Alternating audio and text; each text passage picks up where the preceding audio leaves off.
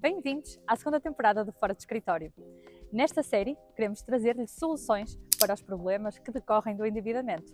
E a primeira é logo no pensamento, na poupança e no investimento. E ninguém melhor que Sérgio Rodrigues para nos ajudar. Eu ajudo pessoas a melhorar a sua relação com o dinheiro através de formação, mentoria e conteúdos. Sérgio, muito obrigada por teres aceito o convite. Obrigado. E participado aqui connosco para falarmos um bocadinho. E, se me permites, eu gostaria de partir do título do teu próprio livro, Certo? Pensar, Poupar e Ganhar. Uhum. Estes são os 3 passos que consideras fundamentais. Fala-nos um bocadinho sobre isto, de maneira a que possamos todos entender. Ok. Então, Pensar, Poupar e Ganhar foi uma alteração da editora, digamos assim. Porquê? Porque o título original que eu tinha proposto era Os 3 Pilares das Finanças Pessoais. E depois a editora achou, e bem, que era um nome demasiado grande, mas na verdade é a mesma coisa. E estes 3 pilares são a parte do pensar, que é a forma como nós olhamos para o dinheiro, as ideias que temos sobre ele, as crenças que são formadas, as nossas histórias, tudo o que é relacionado com o pensar sobre o dinheiro. Depois a parte do poupar, que é a gestão do nosso orçamento, saber quanto é que ganhamos, saber quanto é que gastamos, onde é que gastamos, essas coisas todas. E o terceiro, que é a parte do ganhar mais, que é o poupar e investir.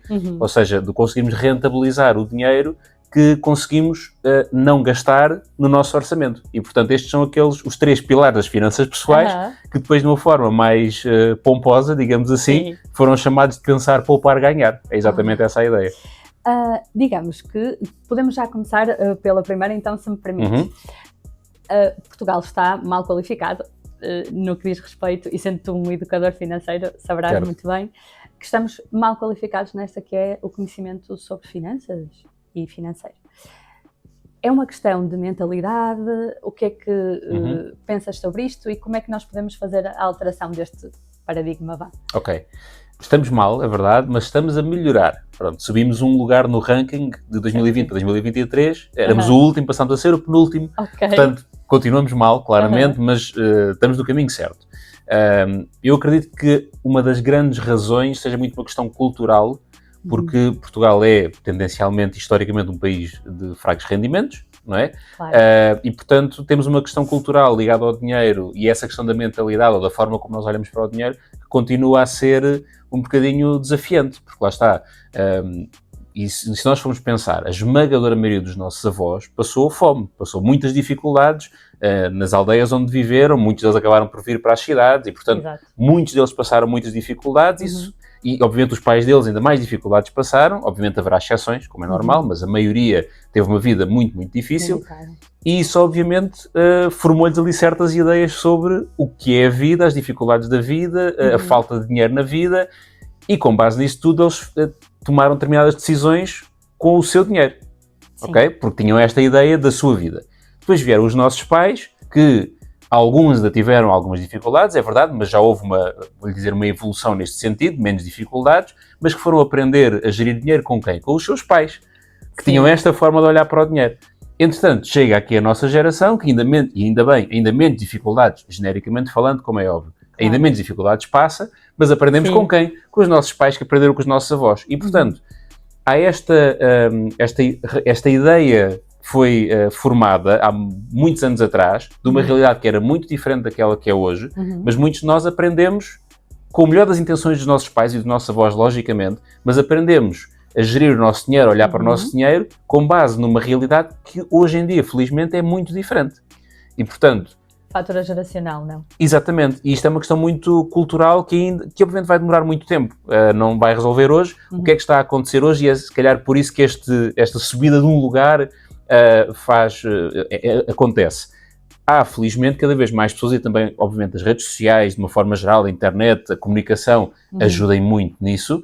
Pessoas a pensar, ok, deixa-me estudar um bocadinho, perceber um bocadinho mais sobre isto e começamos a perceber que, ok, isto mudou muito. Aquilo que era a realidade dos nossos avós, dos certificados de aforro, eventualmente de um imóvel para arrendar e pouco mais. Hoje em dia percebemos que o mundo é completamente diferente e que há muito mais oportunidades e muito mais hipóteses e que esta questão de, sim, Portugal continua a ser um país desafiante em termos financeiros, é verdade, temos um desequilíbrio considerável entre rendimentos e despesas, de uma forma geral, mas ainda assim é possível tomar decisões muito diferentes. Agora, obviamente, parte de cada um de nós desafiar aquilo que ouviu dizer, aquilo que lhe ensinaram, está com o maior dos respeitos por aquilo que nos foi ensinado, como é óbvio. Mas melhorar sempre. Mas melhorar um bocadinho, exatamente. E quem, pegando então nesta introdução que fizeste, então como é que quem não sabe por onde começar pode fazê-lo?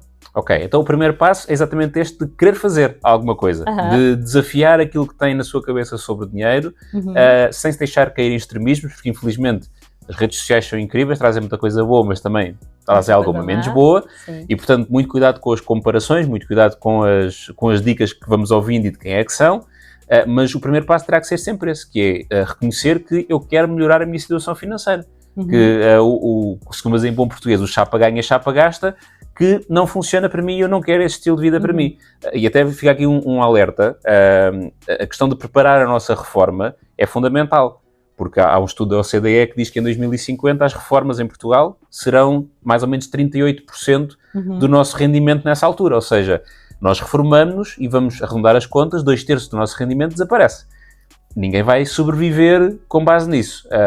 E portanto nós temos que perceber que isto é uma realidade e prepararmos para isso, porque senão vamos ter um problema lá mais à frente. Portanto, esse é o primeiro passo, é perceber, ok, quero fazer diferente, tenho que fazer diferente e tenho que aprender em relação a isto.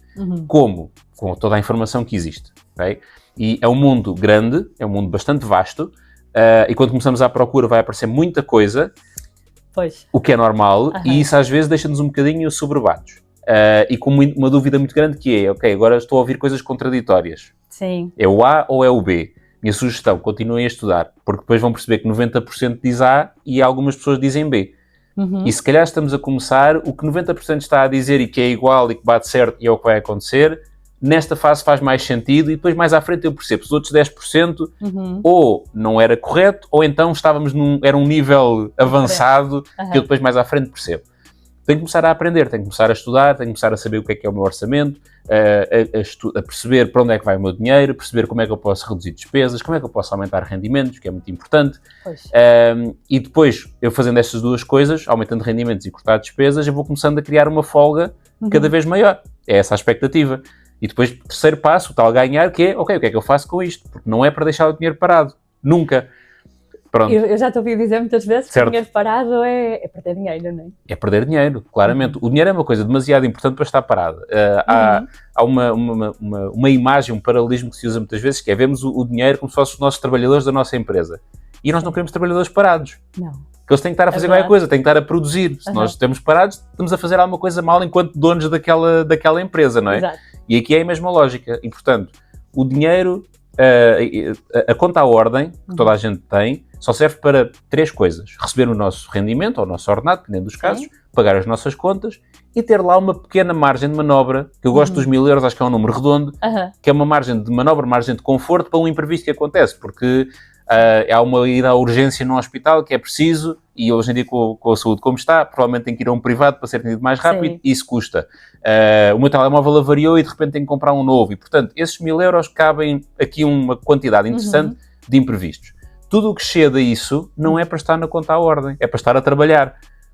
Porque se estiver na conta à ordem está parado e está a desvalorizar, com base na nossa amiga inflação, que parece que já não existe outra vez. A inflação é um conceito interessante, que existe sempre. Vou dizer que sempre existiu e sempre existirá.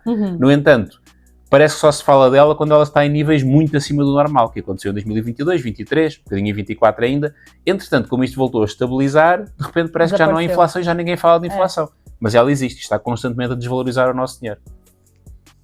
Então, pegando nessa parte, esse será o valor que tu sugeres como fundo, não sei se lhe posso chamar fundo de emergência, corrija-me se eu estiver errado. É um mini fundo de emergência, ok? Lá está, estes 1000 euros na conta à ordem são, lá está, dá para muita coisa, há muitos imprevistos que custam até 1000 euros, e já agora, exatamente, se eu não tiver estes 1000 euros, ou não tiver um fundo de emergência, e acontecer um imprevisto, e vou dizer uma coisa que se calhar vai desmotivar muitas pessoas, todos vamos ficar doentes, a nossa máquina de levar vai avariar a toda a gente, o carro vai avariar a toda a gente. Qual é o problema? É que não sabemos quando é que isso vai acontecer, mas vai acontecer, inevitavelmente a todos nós vai acontecer.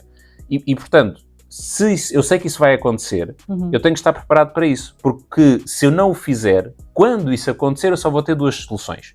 Ou, em bom português, empurro com a barriga, e há situações em que eu não posso fazê-lo, têm que ser resolvidas no momento, ou então vou ter que recorrer a crédito. Vou ter que me endividar para poder pagar e depois isso vai ficar, vou ficar numa situação financeira pior do que estava antes. Exato. E então eu tenho que ter poupanças para estas emergências. Estes 1000 euros que eu estou a falar, há muita coisa que cabe nestes 1000 euros. E que para uma coisa imediata, um imprevisto que acontece, 1000 euros, eu tenho uma margem de 1000 euros para fazer face àquilo, poder pagar, não ter que me endividar e chegar lá.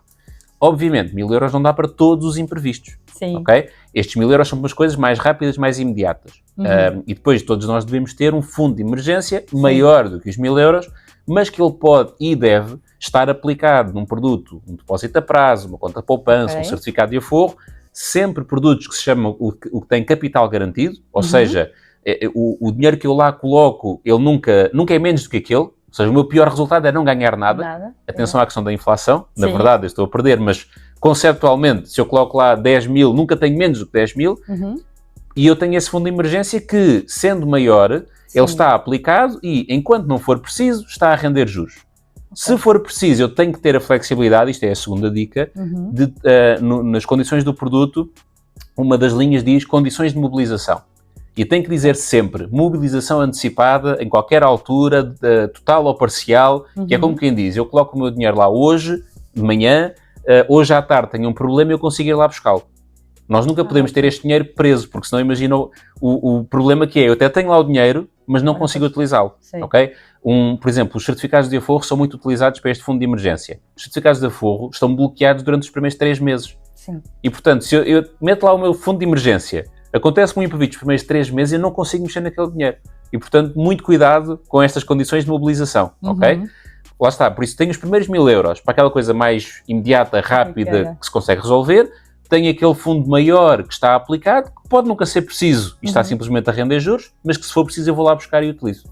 Então, se me permites, e fugindo aqui um bocadinho dos meus apontamentos, o que é que tu sugeres para que nós possamos, e quem nos está a ver também, começar a fazer o seu fundo de emergência para além desses 1000 euros? A lógica é a mesma dos 1000 euros, ou seja, é olhar para o nosso orçamento, cortar despesas e aumentar rendimentos, ok? Porque como é que eu vou poupar dinheiro? Tem que me sobrar dinheiro, não é? Se eu ganho 1000 e gasto 1000, eu nunca vou poupar absolutamente nada. E, portanto, um orçamento é uma coisa muito simples, aquilo só tem 2 variáveis, que é rendimentos e despesas, e depois no final um menos o outro, ou sobra ou não sobra. Exatamente. Cortar despesas é sempre o mais imediato, e há aqui uma coisa, há 2 coisas que podemos pensar. Primeiro, aliás, 3. Há uma coisa que se chama desperdiçar dinheiro. E eu gosto sempre de dar o exemplo dos donativos para o ginásio, que são as pessoas que pagam o ginásio e não vão lá. E quando digo ginásio, digo uma atividade física, uma atividade qualquer. Isso são donativos para o ginásio, que o ginásio agradece. Mas se queremos fazer donativos, e acho muito bem que o queiramos fazer, eu aposto que conseguimos pensar em sítios muito melhores para onde fazer donativos, ok? Portanto, isso é desperdiçar dinheiro. Eu estar a pagar algo, estar a gastar dinheiro e não ter uma contrapartida, não ter um retorno dali, isso é desperdício, isso tem que ser cortado imediatamente. Depois há tudo o que são os meus desejos, ou seja, aquelas coisas que eu não tenho que ter, mas quero ter. Os meus almoços e jantares fora, o meu ginásio que eu vou, a minha subscrição da Netflix, do Spotify, etc. São coisas que eu não tenho que ter na minha vida, mas quero ter. E que são as coisas que, se eu quiser poupar mais dinheiro, são as primeiras onde eu consigo ir cortar. Porque o terceiro grupo são as coisas que eu tenho que ter. A minha renda, a prestação de casa, o supermercado, as contas da água, da luz, do gás, etc. Mesmo estas coisas, que são aquelas despesas essenciais, fundamentais, que todos temos, o facto de serem necessidades, de serem despesas básicas, não quer dizer que sejam intocáveis. Porquê? Eu posso renegociar o meu crédito de habitação e poupar dinheiro aí. Posso mudar de fornecedor de eletricidade, continuo a ter eletricidade em casa e poupar aí. Posso comparar os preços dos supermercados, continuo a ir ao supermercado e a comprar comida para casa e a poupar dinheiro. Portanto, atenção aos custos, porque quase tudo é negociável, com algumas exceções. Por exemplo, a água. Não há negociação possível, cada um tem a sua empresa, é o que é. Cortar os meus custos é imediato. Lá está, se eu mudar de fornecedor de eletricidade e poupar 20 euros por mês, imediatamente sobra mais 20 euros por mês, por exemplo. Ok? Qual é o problema? É que chega a um ponto onde eu não tenho mais nada para cortar. Já cortei os meus desejos todos, eu já estou em modo quase sobrevivência, já renegociei o meu crédito, até já mudei de casa para mais barata, já fiz tudo e há ali um valor onde eu não consigo. Quer dizer, são as minhas despesas básicas, não consigo menos do que aquilo. A parte dos rendimentos tem esta vantagem, é que não há um limite máximo aos meus rendimentos. Eu posso ganhar infinitos euros, vamos dizer desta forma, ok? Posso, como? Lá está, posso ser promovido no meu trabalho, posso procurar outro trabalho, posso procurar um trabalho adicional, posso começar o meu negócio, posso vender coisas que tenho em casa, posso fazer mil e uma coisas para aumentar rendimento. E as duas variáveis vão afetar, e respondendo e voltando à tua questão inicial, vão afetar quanto dinheiro é que me sobra. E, portanto, numa fase inicial, o que é que eu faço? Deixo sobrar até que o saldo na minha conta bancária no dia imediatamente antes de receber o meu ordenado sejam 1000. Quer dizer que eu tenho o meu fundo de emergência, o meu mini fundo de emergência de 1000. E pronto, o meu 1000 é como se fosse o meu zero. É o meu novo zero. E é o meu objetivo que todos os meses o mês termine com 1000 euros na conta. Obviamente, se for 950, ninguém se chateia com isso, ok? Mas o conceito é este. Eu nunca mais voltar a ter a minha conta a ordens a zero. O 1000 é como se fosse o meu novo zero. A partir daí, o conceito é o mesmo, continuar a cortar custos e aumentar rendimentos. A diferença é que o que eu antes deixava na minha conta à ordem para acumular até aos 1000, agora passa a ser aplicado nos depósitos a prazo, nas contas de poupança, nos certificados de aforro, nos tais produtos de capital garantido, capital mobilizável, mas o conceito é o mesmo. E vou acumulando até construir o meu fundo de emergência. Qual é que é o valor que este fundo de emergência deve ter? Eu não sei e ninguém sabe, e há algumas fórmulas. A fórmula mais tradicional diz que são 6 a 12 meses das nossas despesas. Não concordo propriamente com isto, porque cada vida é uma vida e são situações diferentes. Eu digo sempre que é, toda a gente sabe quando é que tem o fundo de emergência porque vai dormir muito melhor à noite. Quando se for deitar e pensar, eu tenho lá aqueles 5.000, 10, 20, 2, não interessa, e estou muito mais tranquilo, é esse o nosso valor de fundo de emergência, que obviamente vai sendo, ou tem que ser adaptado, porque eu com 20 anos a morar em casa dos meus pais tenho umas responsabilidades, com 40, com filhos e uma casa para pagar, tenho outras, e portanto tenho que ser adaptando, mas o conceito é o mesmo. Eu durmo muito melhor à noite e esse é o meu valor de fundo de emergência. Isso vai precisamente encontrar aquilo que eu ia perguntar a seguir, que é, quando estamos a falar em tranquilidade financeira, não se ganha só dinheiro, ganha-se também, lá está, esta tranquilidade que falaste agora. Sim, e ganha-se tempo, acima de tudo. O dinheiro é uma fonte de stress para muitas pessoas. Diria que para a maioria das pessoas o tema dinheiro é uma fonte de stress, normalmente pela falta dele ou por todos os problemas associados a ele.